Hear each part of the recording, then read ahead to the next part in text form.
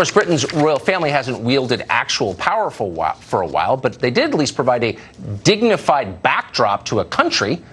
Now it may not even give them that. Prince Harry and Meghan Markle have decided to step away from the royal family. Many are mad about this, including, it turns out, Meghan Markle's own father. Watch this. This is like one of the long living institutions ever. They're destroying it. They're cheapening it. They're making it shabby. They're turning it into a Walmart with a crown on it now. It's something that's ridiculous. They shouldn't be doing this. In case you couldn't make out what he was saying, he described what they're doing as Walmart with a crown.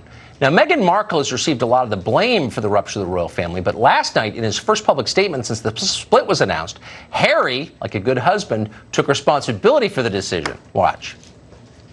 The decision that I have made for my wife and I to step back is not one I made lightly. It was so many months of talks after so many years of challenges. And I know I haven't always gotten it right, but as far as this goes, there really was no other option. What I want to make clear is we're not walking away. And we certainly aren't walking away from you.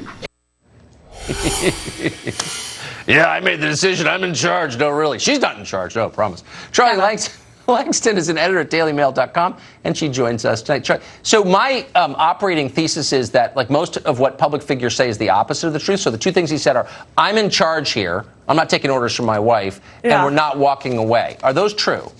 Well, I mean, they are walking away, and I think that that is the opinion that everyone in the British public has. You know, they are leaving. They are literally walking away and leaving the UK for Canada. So that statement certainly, to a lot of people, is not true.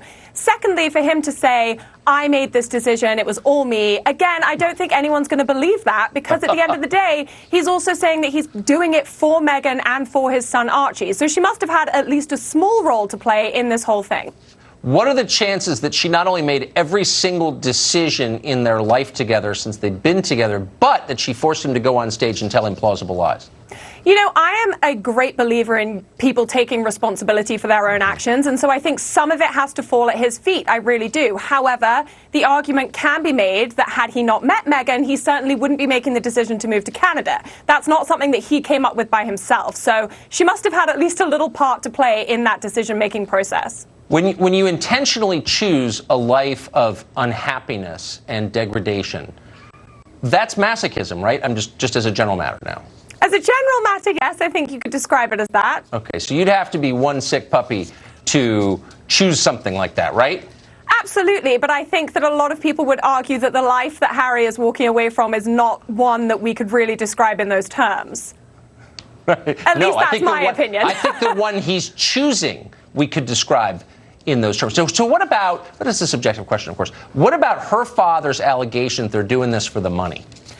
You know, I don't think that Meghan and her father Thomas have had a very easy relationship at all. They certainly stand to make a lot more money out of the royal family than they ever stood to make being senior members of the royal family. So that must have been slightly appealing. They've already got deals set up. She's already got something arranged with Disney. And that video that we saw of Harry pitching his wife to Bob Iger, I think that really sent cringy chills through everyone, certainly myself. It was embarrassing to watch. But, I mean, the idea that they're going to succeed as entertainment pop culture figures assumes that people find them appealing, right? No, I think it assumes that people find them intriguing. And I don't think that anyone would argue, you know, any differently, because at the end of the day, this is a bombshell. You said it yourself. It's actually interesting. People are desperate to know where they're going to go. And I think actually the majority of the public would find it a lot more fascinating if they kind of cheapened themselves and did go down that Walmart with a crown road that Thomas is suggesting. That is such a smart point. And it just shows that you cover this stuff and I don't. I have a simplistic view. No, I'm serious. People don't like them. They can't make any money. Just the opposite is true. Exactly. I'm happy to chat about with you anytime, you know? It's very deep, Charlie. Thank you. That's why we're doing this story. Thank you for having me. It tells us a lot. Good to see you. Thanks.